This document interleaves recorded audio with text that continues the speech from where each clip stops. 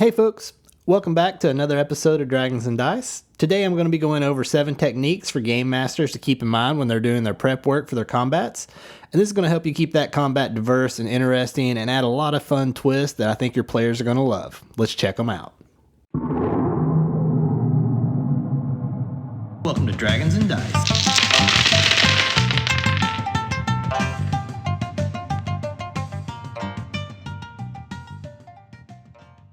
So combat is an integral part of D&D. I mean, it's needed to progress and resolve the story. It lets the players flex those builds and showcase all the gear that they've procured. And in some campaigns, it's how you're going to be leveling up if you're playing with actual experience. And there's nothing worse than for a DM when your combat just falls flat. Whether it be from bad luck or bad design on our parts, it just feels terrible if the combat comes across as bland. And I'm not talking about you weren't on your A game for descriptions from the DM, or your players weren't into the role play and combat. I'm talking about the times when your setup just didn't quite work out to make the combat fun. So let's check out my 7 tips for getting your combat dressed for success before you even roll initiative. Tip number 1, that's going to be spacing. And this is something that is really easy to overlook when you build a battlefield. I think it's really important that you think about the size of the battlefield, where the fight will be getting kicked off from, as in where your players will be coming in from and where your monsters will be. And now in D&D, I mean, there's never a guarantee that the party's going to be where you expect them to be, but you should go ahead and prepare like you were and have it space where you want them to be for the most fun fight. And the majority of classes in D&D have a 30-foot movement speed, and I think that's a good basis to work off for the group, because part of the joy of a species or a class that has better movement is that you get to do stuff that others can't, because, you know, if you're playing a monk, one of the cool things about you is that you can get up to like 50, 60 foot of movement, and it's kind of a dick move if you're the DM, if you have a monk in the party, and use them for the basis of spacing. It nerfs everyone else and makes the monk kind of overpowered. So I like to use 30 feet as my base when I'm spacing out my combats, and that's what I go for my setups. And I have a pretty good idea of how long it's going to take people to get to where they want to be in the combat by doing this. This also lets you showcase your martial characters or your range characters as you see fit as a DM. If you want it to be a bam in your face combat and make the martial characters really pop, make the combat start out in range of everyone and the parties within 30 feet or less of the baddies. And then if you want to showcase your characters who have really good movement speed, you can kind of do that mid-range start off where the combat starts between 45 to 100 feet. And then if you really want to showcase your range casters and like longbow users, you can make it a really long range of 150 feet or better to where no marshals can get there in the first round, and let those range characters get a couple shots in as everyone else is getting positioned. This spacing works really well for chases and escapes. If you want to make players use some spells and special abilities, you got to give them the space to do so. If you're going to let's say you're going to collapse a ceiling on a party, if the room's just 25 feet across, they all make it out. There's no drama to it. It was just movement. But if you make that room 60 feet, now they have to use a dash action for their standard movement to get out. And that burns up a little bit of action economy, especially if they're heading into another fight, like they're in a fight and the wall starts falling. They've got to use a dash just to get away. It eats up a little action economy, and it makes the intensity kind of dial up. And if you want to make things really interesting, make that room about 90 feet. That seems to be like the magical number. Yeah, so with 90 feet, a rogue can do, cunning action, double dash, make it. A monk can step of the wind and use their action to dash and make it. Your wizard can dash and then cast Misty Step, as can a lot of people. Anybody that has Misty Step, they can still make it. But it gives you the option of players having to figure out something interesting to do to help their party members that can't move 90 feet and around. And you shouldn't just kill them. You shouldn't set up a situation where a wall falls on somebody and it's going to be your teetotal dead. It should just be a bit of damage, or maybe they have to make a strength check to pull themselves out of the rubble on their next turn. But it lets you really dial up the, ooh man, this is a dire situation. The wall's falling. We got to get out of here. And if you space that correctly, you get to keep that intensity of the situation. If you don't space it correctly, then it's just the wall that fell and they're already gone and headed to the next thing. The other thing that good spacing will give you in your battles, chases, escapes, is that it is a great backdrop for your players to try out some really fun shenanigans. Maybe that bard, he's going to cast grease and try to ride the fighter shield like a snowboard to get that fighter extra movement as they try to like surf it out of there. Heck, if you're high level and someone isn't going to make it, maybe that wizard will burn a 7th level reverse gravity and just stop the wall from falling. And the point being is that all of those need space for these things to be needed to happen, because the players aren't going to burn a big spell or use abilities if they can just dash and get out of the building. So it's just something to keep in mind when you're laying out your battlefields and your chases and your escapes, to get that spacing right. And one of the things I like to do as a DM is I will take whatever the slowest person in my group is and I'll play test it with their speed. And that just gives you a good feel for, oh, they should make it out of here 75% of the time. They should make it out of here 50% of the time if you're going to have obstacles and other things in your chases. Just play test it out and then space it accordingly, and you'll end up with some really fun fights.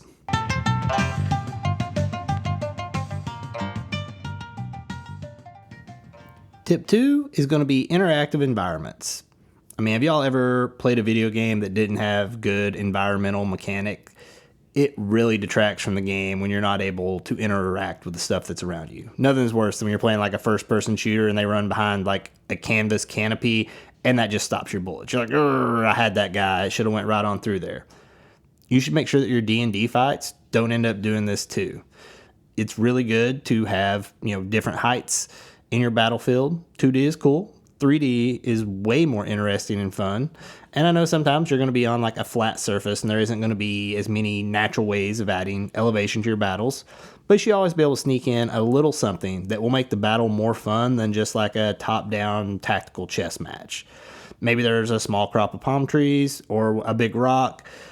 And all the things, even in rooms, buildings, you can add tables, debris, things that can catch fire. And then when you have this happen, you now have another variable in your fight. And now monsters and players can get pushed into that long dinner table that is now a raging inferno after a chandelier dropped on it. Having interactive elements on your battlefield lets your creative players really shine.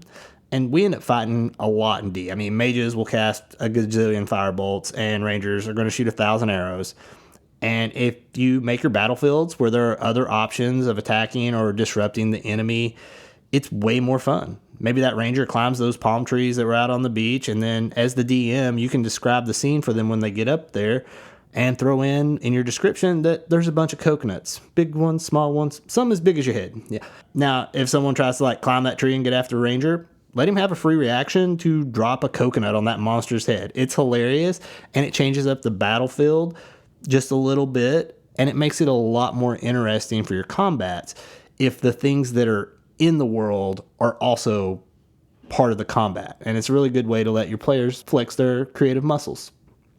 And as a DM, it's really easy to add in things that can be like manipulated into your combats. Just think of it like the real world. I mean, if you got in a fight in a tavern, you could pick a log of fire out of the fire and throw at someone. You could, hit them with a bar stool. I mean, there's rules for improvised weapons, but you can just be creative with it. And whatever your players try to do, just go with it. Pick a number of the damage it's going to do. If they want to, I'm going to hop on this cart and I'm going to knock the, latch loose on it. I'm going to try to run that person over. All right, awesome. Pick the check, make it acrobatic, strength, whatever you want to do for the hit, and then just let that person do the cool thing. Pick a number for the damage. They're running that cart over somebody. All right, that'll be 4d8 bludgeoning damage. Go ahead and roll your damage. That guy takes it. He's knocked prone. You broke one of his legs. He lost 10 foot of movement. It gives you a chance as the DM to be really creative when you get to bounce that back off a player who's being really creative because you've let your environments be interactive.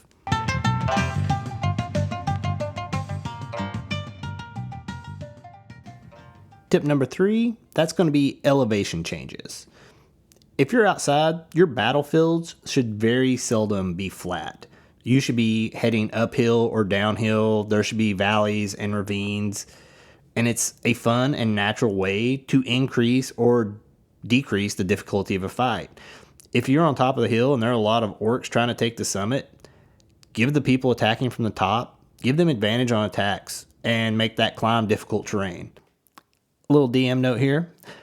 One of the things I like to do when I set up stuff like this, and I want to set a precedent for this is a way for you to get advantage on attacks, or this is a system that we're going to use, let the players have first dibs on it. Give them that high ground, have that group of orcs running up. They're going to feel awesome because they're just mowing people down left and right, shooting down the hill. You can give them extra range. You can give them advantage on the attacks, and you can make it difficult terrain for the people coming up, and it gives them a really big upper hand.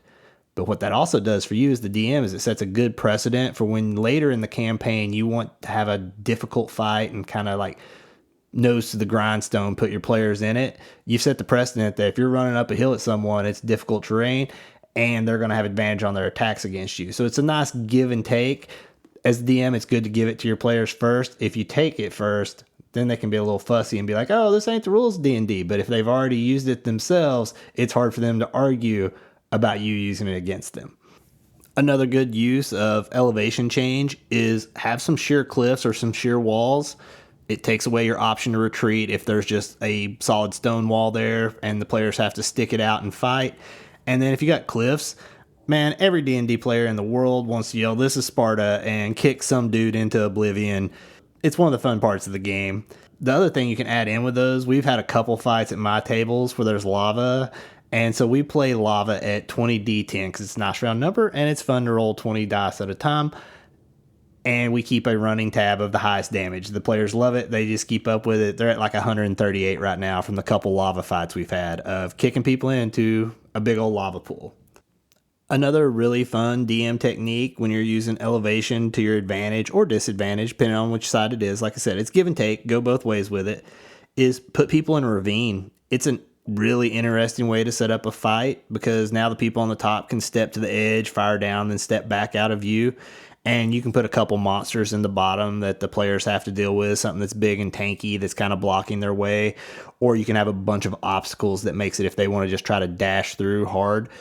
It just changes up stuff just because these guys are up here and they have some good cover and they're in the bottom, or vice versa. You're shooting fish in a barrel because these people are at the bottom of that ravine and we're at the top and we've got cover and they can't get up here to us. It's just things like that spice up your D&D games a little bit. I mean, it's always fun, squaring off and fighting things. But the ones that seems like my players talk about are the ones that had interesting aspects to it. You fight so many things in D&D throughout the time that by spicing it up and using like the environment around you, one as a DM, it lets you kind of like flex your DM abilities of describing what's going on and the height and the change and everything that's in the situation. And then as the players, it's a backdrop for creativity. There is one thing about elevation changes that can be a bit troublesome if you're geometrically inclined, and that's going to be your measuring. I mean, praise the great Pythagoras and his theorem. If you're a stickler for range, you're going to need to keep a calculator by because a squared plus b squared equals c squared. And personally, I like the battlefield being more dynamic and less a stickler for your 150 feet away, but you're 12 feet up in the air, so now you're 152 feet away, so now you're going to have to attack with disadvantage. If you want to move 4 foot closer, that will bring the hypotenuse of your triangle down to 149 feet. If you're playing a campaign that's that stickler for it, by all means, go nuts.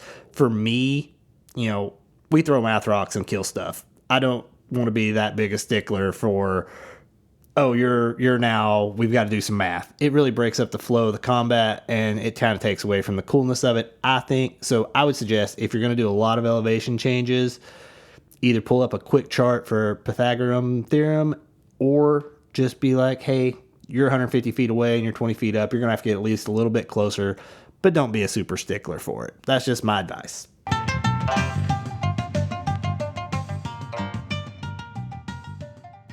Tip number 4 is going to be the one initiative dungeon.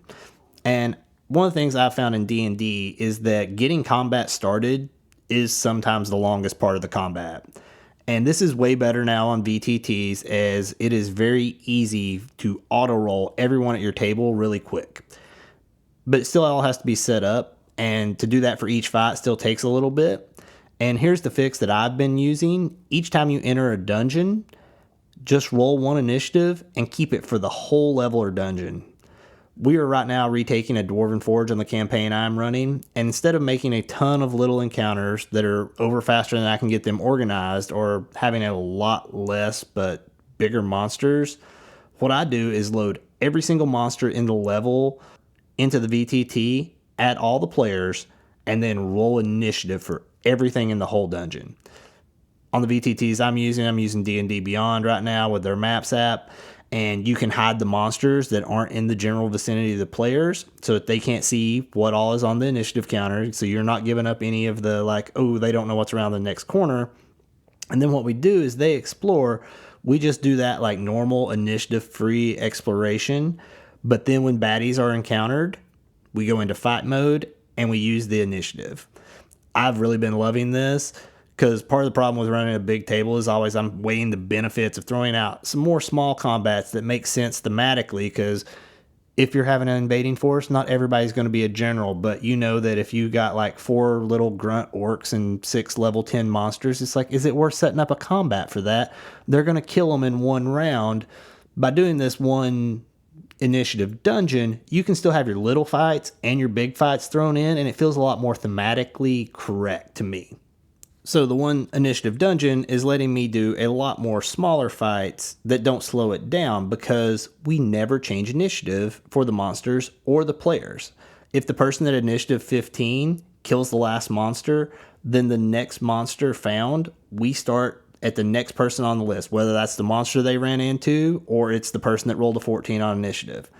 And this is really nice because now you can have small patrols and small groups.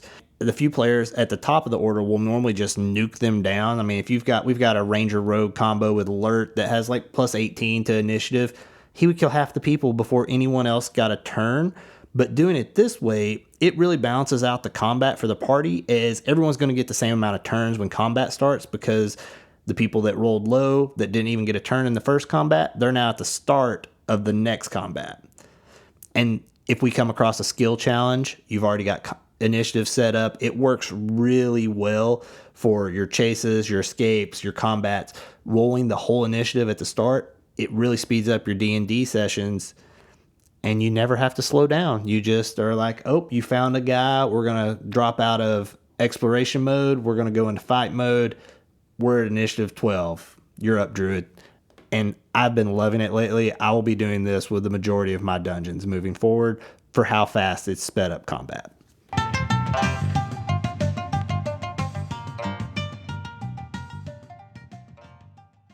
Now it's time for the homebrewed item of the week.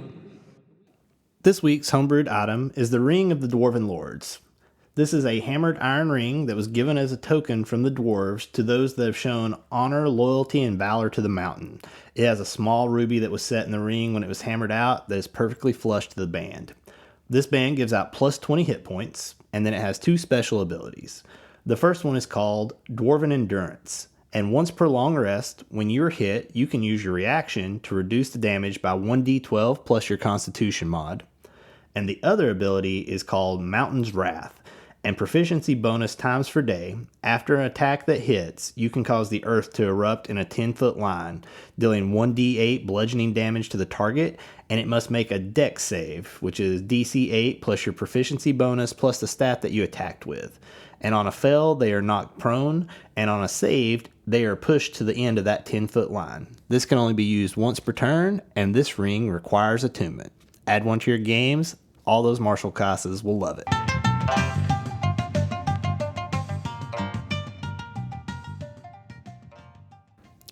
Tip number 5 is going to be extreme room sizes. And this is going to be, the room can be extremely small or the room can be extremely big. And these are fun ways to kind of force your players a bit out of their comfort zone. You can throw your whole team and a whole bunch of baddies into a really small room. Like they bust into the room you were sleeping in at the inn. And now they can't just go ham with all their kit because their whole party's in there. And if you have an open-minded table and they're cool with some high drama fights, you can set these fights up that if you roll to hit, you hit. And if you miss, you hit the next person over that's on your team. And so it basically makes it to where every single attack is a hit. It's just depending on who it hits. And that works the same way for the people that have busted into the room. And it makes for a really short, high damage, really intense fight that can be kind of fun to, like, this ain't an everyday thing, but throw one or two in into a campaign as it's like, oh man, remember that time when, you were in there and you tried to cleave with a great axe and there were 12 of us in a room and you hit 3 of your own party members? and everyone looks suspiciously at the barbarian. Makes those spellcasters do stuff a little bit different. You can't really use control in that small of area. It just kind of changes the dynamic of the fight a little bit, and I really like the every attack is a hit, just depends on which side.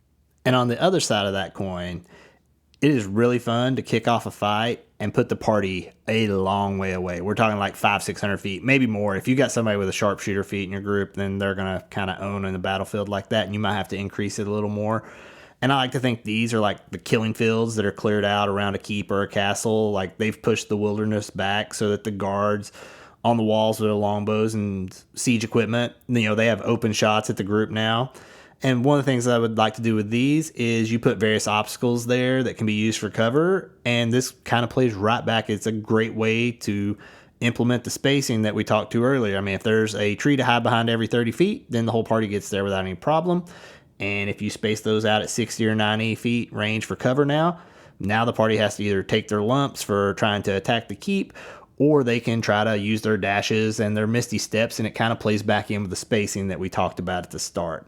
And I think this feels a lot more authentic for a big battle like that. If you're trying to take a stronghold, they're called strongholds for a reason. You can't just walk up to the door, cast knock, and then someone ignites the ballistas on the wall with a fireball. That's not really a fun fight. Doesn't feel very authentic. But putting the party a long ways away because the killing field has been cleared out, and now they have to try to traverse this while in combat is kind of the opposite of the last one. But it's just extreme battlefield size, really changes the dynamics of your combats, and they're a fun way to mix things up.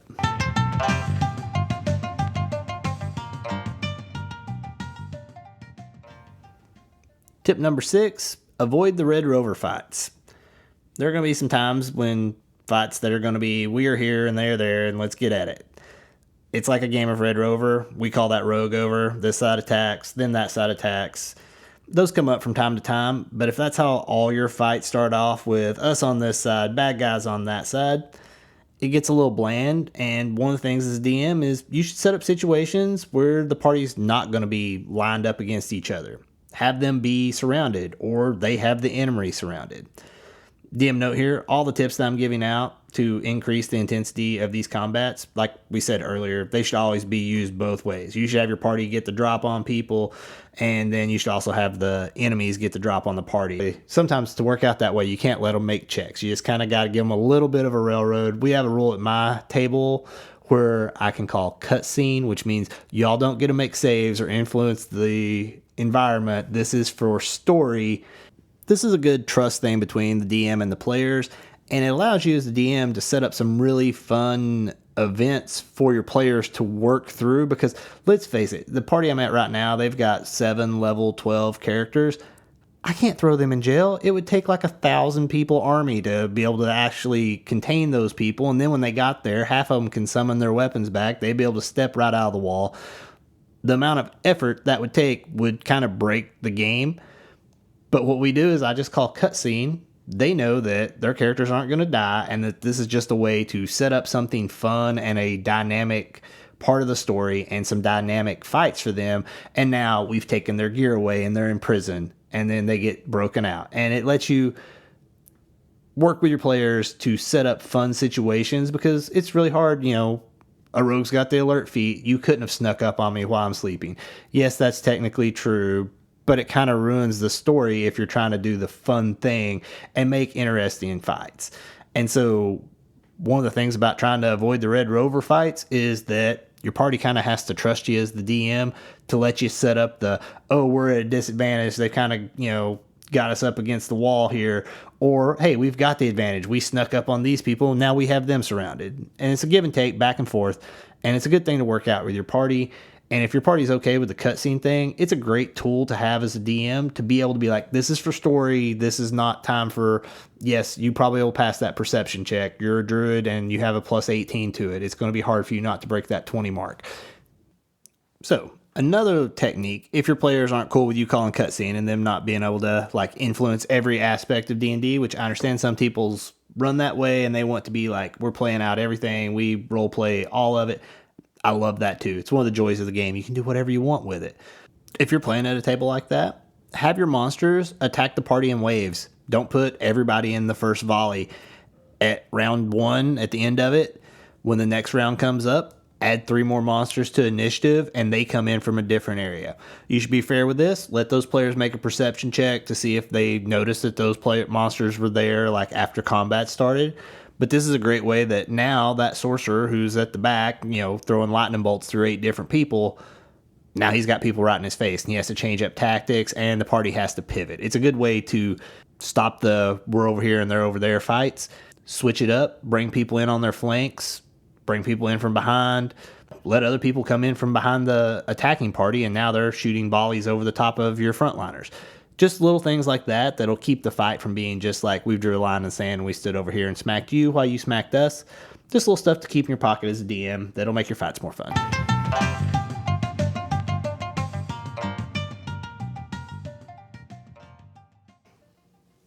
Tip number 7 is going to be forced party splits. This can be fun for a few reasons. The first and best one of these is it lets more space for your players to really shine, as now there's only 2 or 3 of them as opposed to 6 or 7 on the battlefield. And it lets them really use their whole kit because battles will probably go a little bit longer. They'll get more turns, and they don't have as many people that they are competing with. 2, as the DM, it's way easier for you to balance combat to the difficulty level that you want. There's just less variables when there's 2 to 3 people as opposed to 6 or 7 people, plus all your monsters on the battlefield at one time. And then the third thing that I really like about this is it makes people take on different roles that their characters don't normally do. If that paladin's out there hitting like a tank and frontline tanking for the party and taking damage, throwing it out, they're not using a lot of their spells besides the smite. Put them in a small group with just a barbarian, and now that paladin has to pivot a bit because he's the only person that's got a heal, or she's the only person that's got a heal, and now they have to use their lay on hands and their spell slots to keep them and the barbarian alive. They're now the only person with control, and it really changes up the dynamic of what each character is doing, because a lot of characters can fill a lot of different roles. When you have a big party, everybody kind of gets slotted into the one they're at, and it lets them kind of step out of that normal role that they're playing, and I really enjoy that for your players. Here's the thing, though. This is kind of a problem as a DM, because all good D&D players know you don't split the party, and they're going to avoid it at all costs. But there's a real simple fix to this, and it's basically the same fix no matter what situation you're going to go in. You make 2 events that have to happen at the same time. Whether it's 2 levers have to be pulled to open the 3rd door that has a 3rd level behind it, and now each group goes 2, 2, and 2, or you've got to trail 3 different groups of people through a city. Whatever it is, you just got to make sure that it is 2 things that the party needs to have happen that are going to happen at the exact same time, so that they don't get the luxury of, well, I'll go here and help this person, and then we'll go do that. Make it where if they choose to do that, they just totally lose out on whatever the second thing is that they avoid. And it gives you the option of kind of the forced party split. It's a little bit of a railroad, which is, I don't know if I like the word railroad for that. Like I said, with the cutscene and all that stuff, it's not really railroading. It's trying to set up a good session for your players to have fun and let them use all the abilities that their characters have. If you're doing a good job DMing, they're trusting you to do that. They're not going to poop the bed over you trying to make them go in 2 different directions at the same time. They'll know it's for, good story, fun events, good battles, and split the party up. It makes everyone else do a little bit of different stuff and makes it more enjoyable of a session.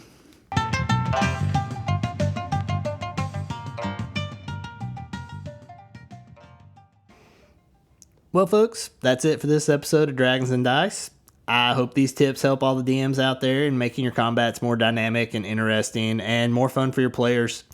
And as always, thank you all so much for tuning in the show. I would greatly appreciate it if you could leave comments, a like, a follow, wherever you get your podcast. And even better, if you could tell a gamer buddy about the show, that'd be awesome.